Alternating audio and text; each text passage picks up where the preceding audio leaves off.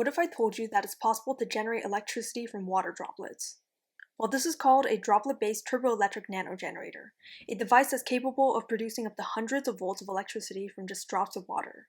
They're also super small and cheap to build, making them a very promising source of renewable energy. Today, I'll be giving you a brief overview of how these nanogenerators work, as well as how you can build one yourself in just a couple minutes. The nanogenerator is made of three basic layers. The top two layers are composed of a triboelectric material pair, which is two materials with a large difference in their charge affinities. One of those triboelectric layers is made with an electron-accepting material, such as FeP or PTFE. I'll explain more about those later. The second triboelectric layer is made with an electron donor material, such as copper or aluminum, and the bottom layer is just a plastic board keeping everything in place. On the top electron-accepting layer, there is an electrode made with the same material as the electron donor layer. After extensive testing, I found that a saw-shaped electrode on the lower quarter of the board produces the highest energy output. There is a wire connected to the electrode and another wire on the bottom of the conductive layer. Both of these wires are then connected to a device or measuring tool. So basically how this works is that you have a water drop with positive and negative charges. When the droplet hits the electrode on the board, the positive charges will accumulate on the top layer, and the negative charges will travel to the back layer through the connecting wire. And this will generate electricity. Then, when the water drop slides off the board, the electrons on the bottom layer will move back to the top layer, which generates another pulse of electricity. Let's talk about the materials. Like I mentioned earlier, you need an electron acceptor and an electron donor for your triboelectric material pair. For the electron acceptor layer, I recommend using FeP. Another option is PTFE, but it's a bit harder to use since it has non-stick properties. For the electron donor material, I recommend using either copper or aluminum tape since they're both really durable and easy to use. You'll also need two wires, a small flat board or card, a pair of scissors, and some regular tape. All of these materials are very affordable and can be bought on Amazon. Now we're ready to build it. So first, cut out a piece of your electron accepting material. I'll be using FeP in this video. Now stick your electron donor material on top and try to keep it as flat as possible. You can use a straight edge to get rid of any air bubbles. Once you're done, just trim the edges so it's all nice and neat. Now with another piece of copper tape or whatever electron donor material you're using, stick a wire to the center of the board. Make sure that this is the side with the metal facing up and the FeP facing down. Flip it over so that the metal side is facing down and the FeP is facing up. Don't forget to remove the protective film on this side as well. Now tape all four edges to the board with regular Scotch tape.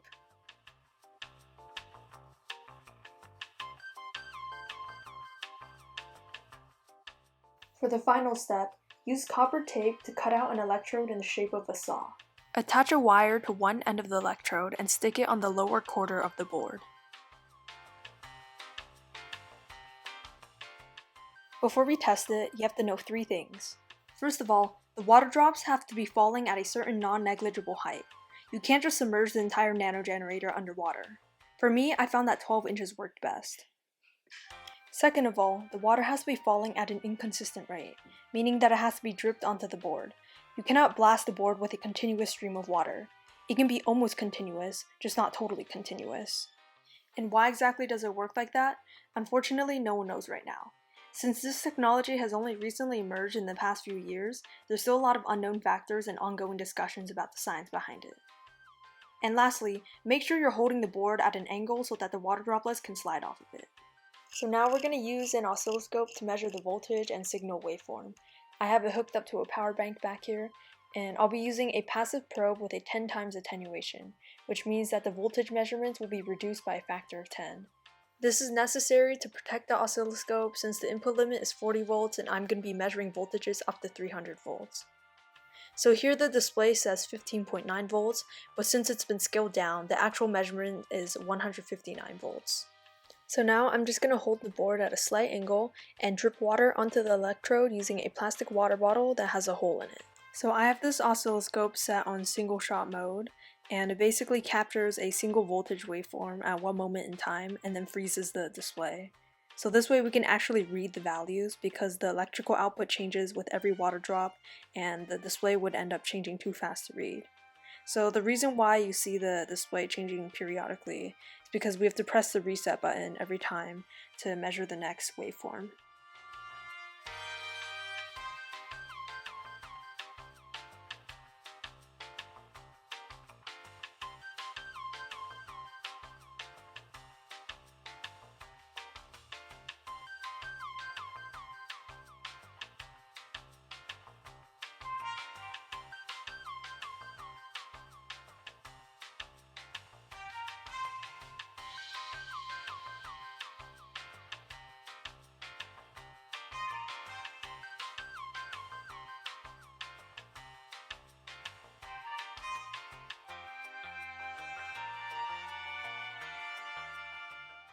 On a higher end oscilloscope with a faster response time and a higher sensitivity, I was able to measure up to 300 volts peak to peak.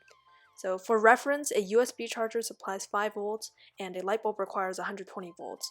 So if you think about it, we're actually getting an insane amount of electricity here. So now I'm going to take measurements with a multimeter. I connected the negative probe to the wire on the electrode and the positive probe to the wire on the bottom of the board.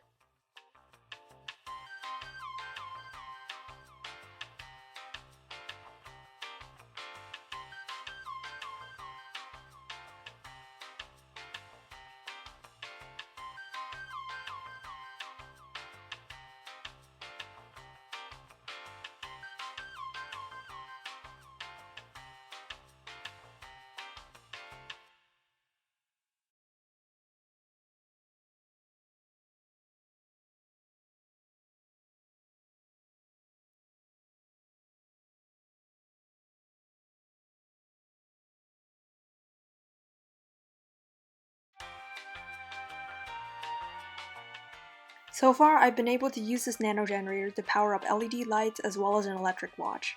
To power the watch, I had to remove the battery and add a wire to the positive and negative side where the battery once was.